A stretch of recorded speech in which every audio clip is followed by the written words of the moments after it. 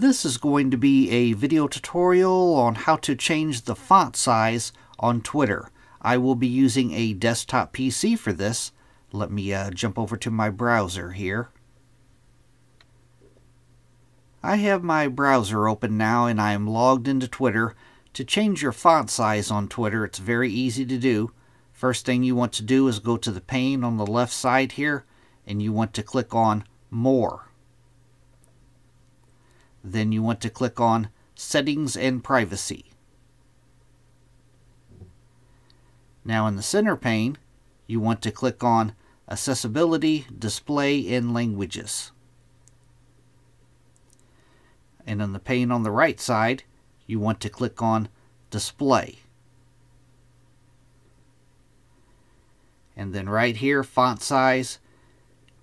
The very first one is the smallest font size. You can click on the second one, third one, fourth one. I like to keep mine on the fifth one.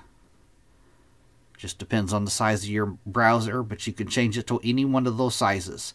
That is how to change your font size on Twitter. Thanks for watching.